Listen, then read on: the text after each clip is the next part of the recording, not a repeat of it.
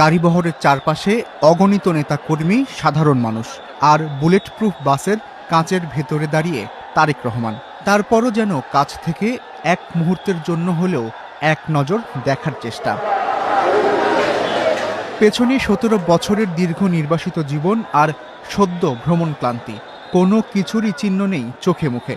বিমানবন্দর থেকে সোজা দেশের মানুষের কাছে ফিরলেন বিএনপির ভাইস চেয়ারম্যান। প্রিয় নেতাকে স্বাগত জানাতে তীব্র শীত আর কুয়াশাকে উপেক্ষা করেই নেতাকর্মীদের অবস্থান ছিল বিমানবন্দর সড়ক থেকে কুড়িল বিশ্বরোড হয়ে ৩০০ ফিট বা জুলাই ৩৬ এক্সপ্রেসওয়ে পর্যন্ত।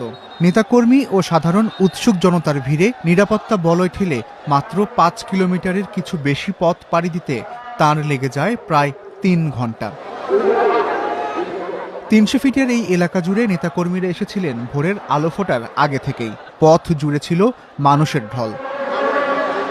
আগামী বাংলাদেশের কান্ডারি জনাব তারেক রহমান আমাদের মাঝে ১৭ বছর পর আসছে, আমরা যে কি আনন্দ।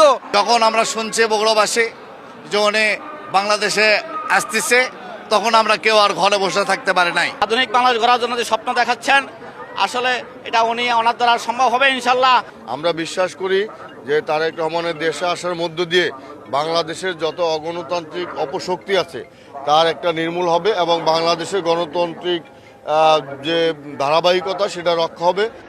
এর আগে বেলা ১১:১২টায় তারেক রহমানকে বহনকারী বিমানটি ঢাকায় নামে। তারেক রহমানের সঙ্গে আসেন তার স্ত্রী জুবাইদা রহমান ও মেয়ে জাইমা রহমান। বিমানবন্দর থেকে বেরিয়েই এই লাল সবুজ রঙের বুলেট প্রুফ বাসে তিনি রওনা দেন ৩০০ ফিট সড়কের উদ্দেশ্যে। পথে পথে নেতাকর্মীদের সম্মান আর ভালোবাসায় সিক্ত হন বিএনপির ভারপ্রাপ্ত চেয়ারম্যান। ১৭ বছর পরে আমাদের দেশনেত্রী খালেদা জিয়ার সন্তান তারেক রহমানকে সরাসরি দেখছি, সেজন্য আন্তরিকভাবে লাখো শুকরিয়া আল্লাহ তাআলার কাছে। আজ এত বেশি খুশি, আমি কি বলবো, আমি ভাষাহীন হয়ে গিয়েছি। আমাদের পুরা গ্রুপ দুবাইয়ের আমরা এসছি তারেক জিয়ার উপলক্ষে ওনাকে সম্বর্ধনা দিতে, অনেক ভালো লাগছে।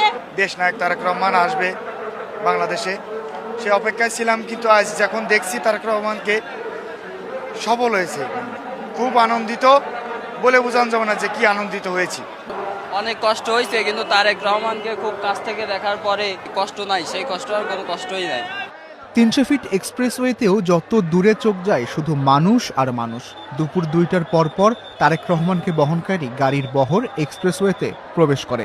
দীর্ঘ সময় ধরে অপেক্ষায় থাকা নেতাকর্মীরা নিজেদের মাঝে রাস্তা করে দিয়ে তাকে স্বাগত জানান। এ সময় কারো হাতে ছিল প্লাকার্ড, কেউ বা উড়িয়েছেন রঙিন বেলুন। চারপাশ থেকে চলে নানা স্লোগান। এসবের মাঝে দিয়েই বুলেট প্রুফ বাসে